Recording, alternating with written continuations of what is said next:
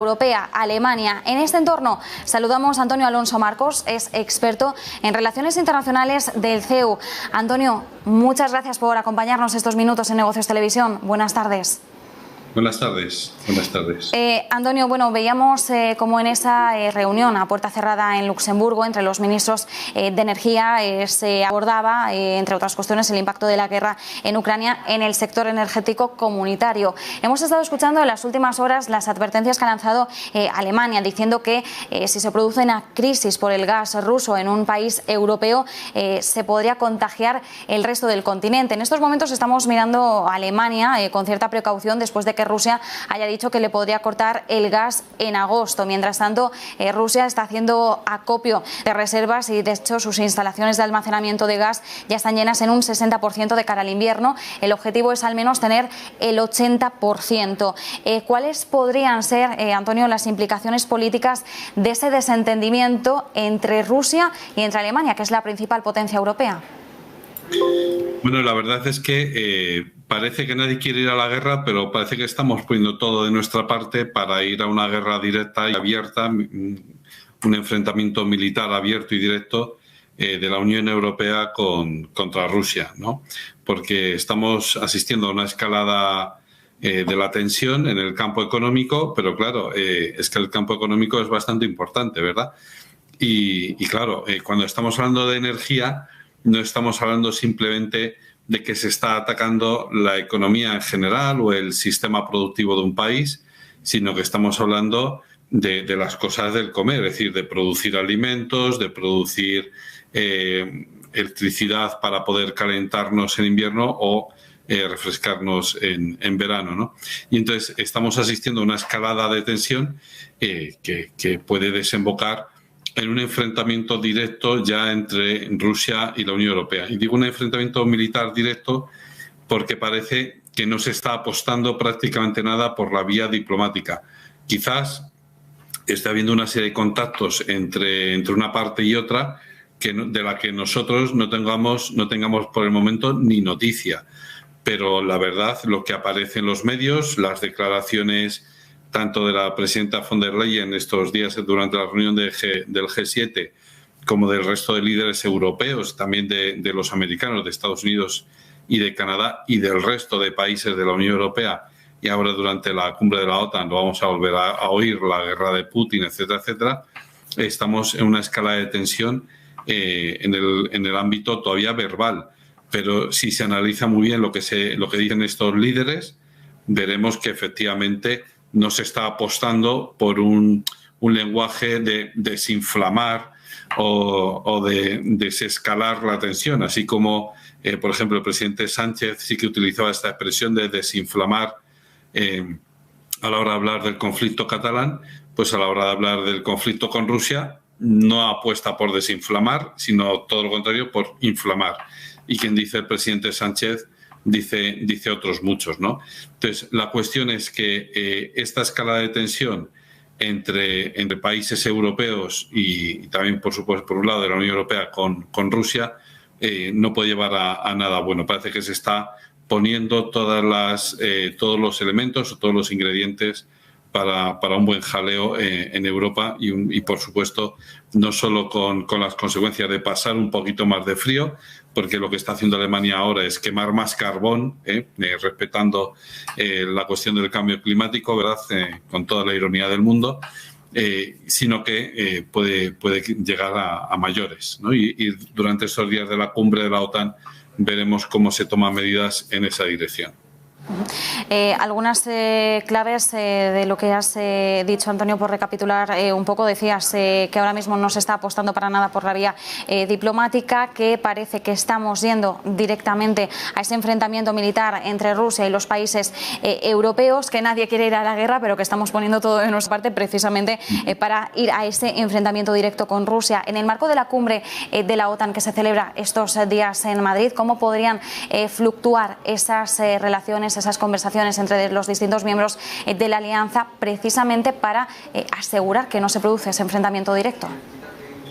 Bueno, yo creo que más bien todo lo contrario. Lo que se va a favorecer es un clima, un ambiente en el que se cargue todos los intervinientes en cualquier intervención, por mínima que sea, no solo la de los jefes de Estado y de Gobierno, sino en cualquier think tank o acto paralelo que se llama, ¿no?, de side event, que se organice en torno a la cumbre, todo el lenguaje será contra Putin y contra Rusia. Y de hecho, en el concepto estratégico que se está barajando, el texto que se está barajando, se va a designar a Rusia como amenaza y a China como desafío estratégico.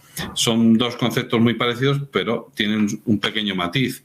Mientras que amenaza que es algo patente, evidente, que supone un peligro para la supervivencia de un país, o en este caso de la integridad territorial de los Estados miembros de la OTAN. El desafío, bueno, pues es un peligro que se ve como futuro, como posible, pero que, bueno, que se trabajará todo lo que se pueda para conjurarlo, para alejarlo pues que no se materialice, ¿no? Entonces, toda la dialéctica, toda la retórica que se va a utilizar durante estos días en la cumbre de la OTAN incidirá e irá en esa dirección de señalar a Putin como amenaza. Y, sinceramente, cuando lo sea o no lo sea, cuando señalas a alguien como amenaza, pues va a ser muy probable que al final, de verdad, se convierta en una amenaza y al final estemos calentando motores para una guerra. Esto, por desgracia, a mí me recuerda bastante a la Primera Guerra Mundial, cuando nadie quería ir a la guerra, sobre todo después de las guerras que había sufrido Europa en el último siglo y medio, pero todo el mundo se estaba armando para esa guerra, todo el mundo se estaba preparando para esa guerra, y al final una pequeña chispa, un enfrentamiento llevó a otro, y así sucesivamente. Entonces entró una concatenación, pues que al final acabó en lo que llamamos en historia, o se llamó en historia, la Gran Guerra, ¿no? Fue la Primera Guerra Mundial. Ahora, por desgracia, parece que lo evidente es eso, ¿no? Que vamos hacia esa dirección. Decía yo también en mis clases en los últimos meses que estamos asistiendo a una reordenación del sistema internacional, y precisamente hay que recordar una cosa, que hasta donde a mí se me antoja, hasta donde yo recuerde, no hay ninguna reordenación del sistema internacional en los últimos 200 años que no haya pasado a través de una guerra, ¿no? Y una guerra de dimensiones considerables. Una guerra en Ucrania tampoco me parece como para suficiente como para redefinir todo el sistema internacional, sabiendo que estamos hablando de un sistema global. Ya no es solo Europa, sino que es un sistema global, incluido Asia, ¿no? Bueno, pues entonces todavía estamos en un conflicto local entre Rusia y Ucrania, pero si vamos hacia una reordenación del sistema internacional, como parece que vamos, es casi inevitable ir hacia una guerra mundial. Yo esto lo he comentado con varios analistas, sobre todo el Ministerio de Defensa, y me han dicho que no, que en absoluto, que no parece, que ojalá que no. Claro, ojalá que no, pero es que está casi todos los elementos puestos sobre la mesa.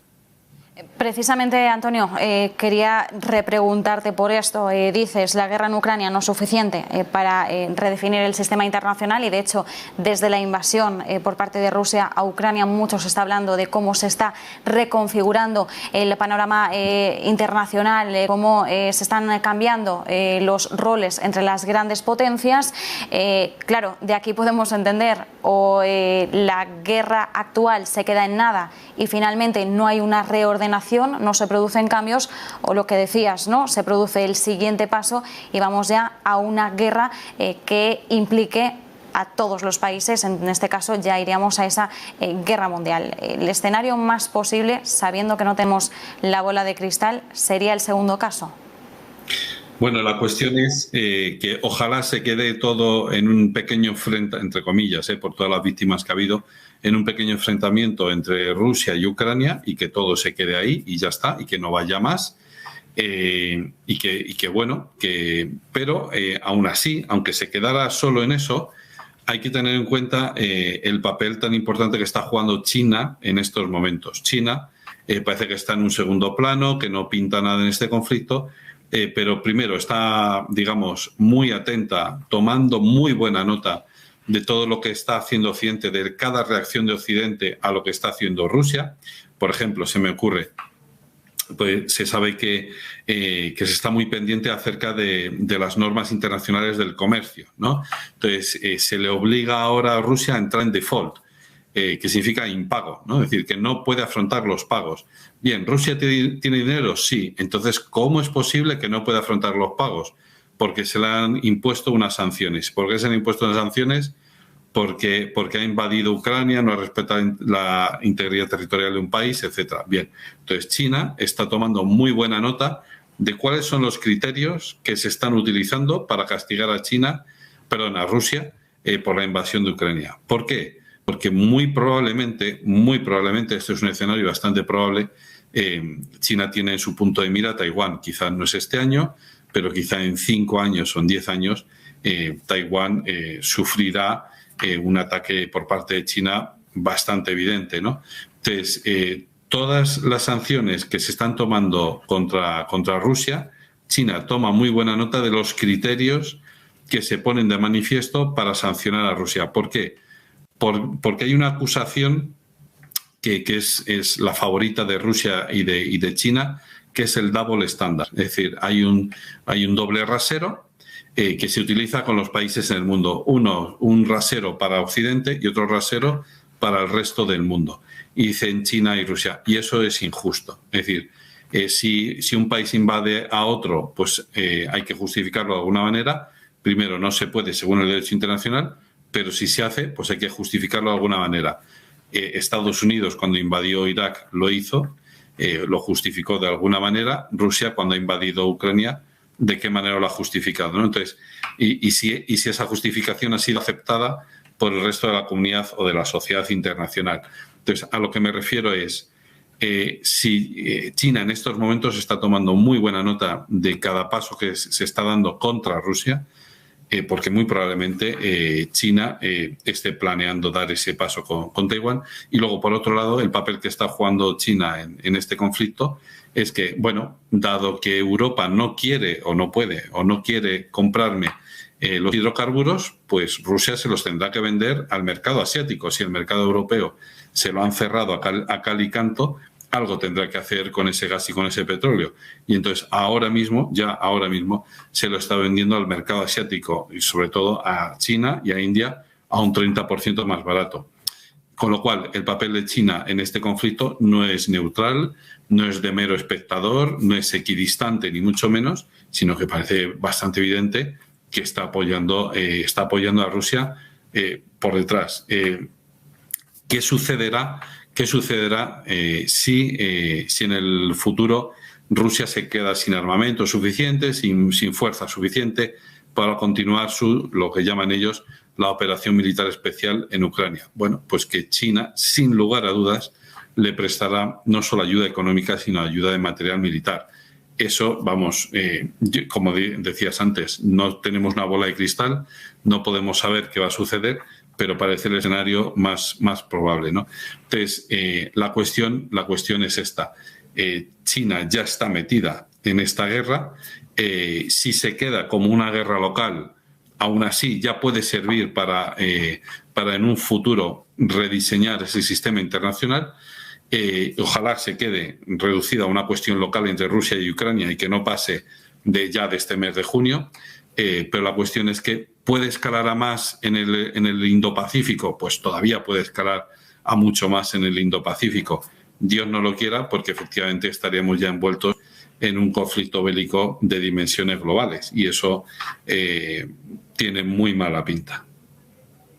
Nos quedamos con ese análisis. Antonio Alonso Marcos, experto en relaciones internacionales del CEU, gracias por este análisis y sobre todo también por clarificar o arrojar algo de luz sobre ese papel en las sombras, pero sin parar, que está jugando el gigante asiático en todo esto. Un abrazo. Un saludo, buenas tardes.